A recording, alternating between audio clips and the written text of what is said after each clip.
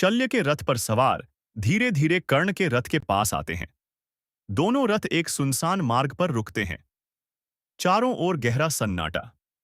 कृष्ण मृदु स्वर में, त्वं हि कुंती सुतो वीर ज्येष्ठः पांडव सत्तमः मया रहस्यम कथ्यते धर्मार्थम त्वां निमंत्रये। भावार्थ, हे कर्ण, तुम किसी सूत के पुत्र नहीं हो।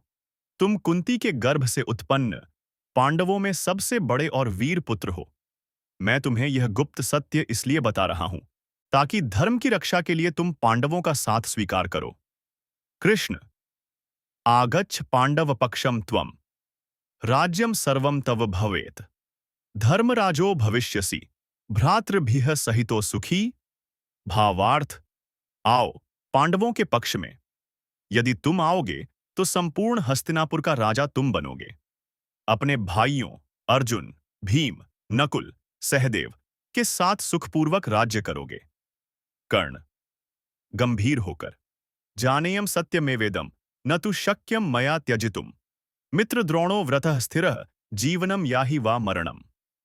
भावार्थ, मैं जानता हूं माधव कि आपका कहा सत्य है, पर मैं दुर्योधन का साथ नहीं छोड़ सकता। उसने मुझे सूतपुत्र होते हुए भी सम्मान और मित्रता दी। इस व्रत से मैं जीवन हो या मृत्यु नहीं विचलूंगा। कर्ण जन्मना हृत मात्रम में मातृस्नेहम च बांधवम जात्या निंद्यः पांडव श्रेयान किंतु वचने स्थितः अप्रून। भावार्थ, मेरा मातृस्नेह तो जन्म के क्षण ही छिन्न गया था। जाति के कारण मैंने जीवन भर अपमान सहा, फिर भी मैंने अपने वचन की निष्ठा नहीं छोड़ी, चाहे पांडवों से श्रेष्ठ ही क्यों न रहा हूं। कृष्ण करुण स्वर में, मया त्यक्तम मथुरपुरी राज्यम यशश्च सर्वथा हितम लोकेषु कुर्वाणः स्वार्थम न कदापि गतः।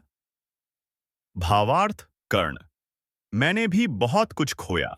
अपने नगर मथुरा, अपना राज सिंहासन, अपने सुख सब त्याग दिए। जीवन भर दूसरों के लिए लड़ा, कभी अपने लिए कुछ नहीं मांगा।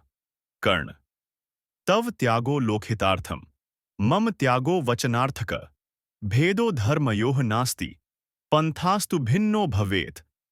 भावार्थ, तुम्हारा त्याग लोकहित के लिए है और मेरा त्याग वचन की रक्षा के लिए। धर्म में कोई भेद नहीं, बस हमारा मार्ग अलग है। दृश्य समापन। दोनों की निगाहें मिलती हैं, एक की आंखों में करुणा, दूसरे की आंखों में अडिग निष्ठा। कृष्ण धीरे धीरे रथ मोड़ लेते हैं। सूर्य पूरी तरह अस्त हो चुका है। युद्ध की पहली भोर अब अनिवार्य है।